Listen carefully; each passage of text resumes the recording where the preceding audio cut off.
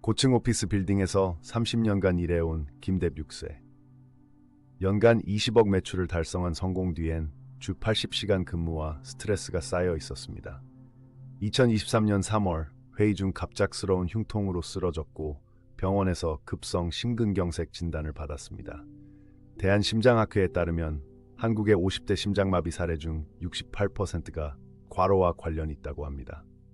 중환자실에서 깨어난 그는 생애 처음으로 죽음을 진지하게 생각했습니다. 대한의학회지 연구에 의하면 심장마비 생존자의 79%가 인생의 우선순위 재고를 시도한다고 합니다. 가족 앨범 속 10년 전 아들의 졸업식 사진을 보며 그동안 놓친 것들에 대한 후회가 밀려왔습니다. 가족보다 일을 선택한 대가를 통계보다 몸으로 깨달은 순간이었습니다. 과거를 회상하며 그는 업무 기록을 분석했습니다. 지난 5년간 휴가 사용 일수는 연평균 3일, 야근은 월 15회가 평균이었습니다. 한국노동연구원 자료에 따르면 중견기업 임원의 62%가 유사한 근무 패턴을 보입니다. 가장 충격적인 건 휴대폰 갤러리에 가족 사진보다 회의 자료가 더 많다는 사실이었습니다. 성공이란 이름의 덫에 걸려들었음을 깨달은 순간이었습니다. 병상에서 찾은 스마트폰 메시지 화면에는 아들의 미답장 문자가 날 7건이나 있었습니다. 한국가족치료학회 연구에 의하면 자녀와의 의사소통 단절은 50대 남성의 3대 우울증 원인입니다. 특히 아들의 대학 입학식 날 보낸 "아빠, 오늘도 못 오시나요?" 라는 문자는 마음에 칼을 박았습니다. 경제적 안정을 위해 희생한 것이 정말 가족의 행복이었는지 의문이 들기 시작했습니다. 3주간의 입원 끝에 퇴원한 그는 첫 결심을 실행에 옮겼습니다. 대한심장학회의 권고에 따라 주 5회 30분 이상 걷기로 시작했고 명상 앱 캄을 설치했습니다.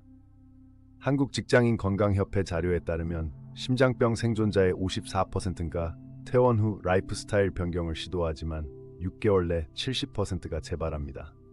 이를 막기 위해 그는 가족과의 약속을 구체적으로 기록하기로 했습니다. 변화는 작은 것에서 시작되었습니다. 아침마다 동네 공원을 산책하며 계절의 변화를 관찰했고 한국자연치유학회가 권장하는 오감 깨우기 훈련을 실천했습니다. 연구에 따르면 자연 접촉은 스트레스 호르몬을 28% 감소시킵니다.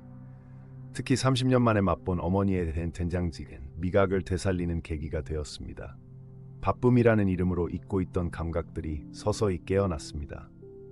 그는 가족과의 대화법을 바꾸기로 결심했습니다.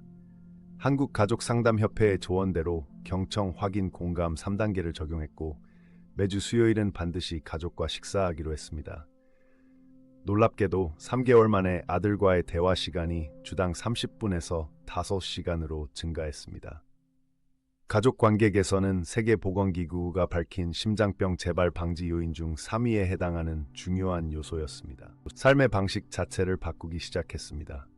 한국소비자연맹 자료에 따르면 50대의 41%가 은퇴 후 취미 개발을 계획하지만 실행은 17%뿐입니다. 그는 이 통계를 깨고 30년 만에 수채화 도구를 구입했습니다. 첫 해외여행에선 파리에서의 1시간짜리 카페 독서가 회의실 10시간보다 값지다고 느꼈습니다. 소유보다 경험이 주는 행복을 재발견한 순간들이었습니다. 옛 동료를 만난 자리에서 그는 눈에 띄는 차이를 발견했습니다.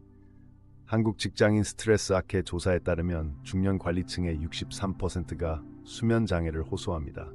그러나 그의 피로도 지수는 병전보다 40% 감소했고 혈압은 정상 범위로 돌아왔습니다. 동료에게 왜 아직도 그런 삶을 살고 있냐는 질문은 오히려 역으로 어떻게 변화할 수 있었냐는 반문으로 이어졌습니다. 1년 후 그는 지역사회 정신건강센터에서 강연을 시작했습니다. 대한예방의학회 연구에 따르면 인생 전환 경험 공유는 남을 도울 뿐 아니라 자신의 회복도 42% 향상시킵니다. 심장마비는 끝이 아니라 진짜 삶을 위한 경고 신호였습니다라는 그의 말은 관객들에게 깊은 울림을 주었습니다. 이제 그는 매일 아침 명상하며 오늘 하루에 집중합니다. 진정한 자유는 욕망을 버릴 때 찾아온다는 것을 몸소 증명하며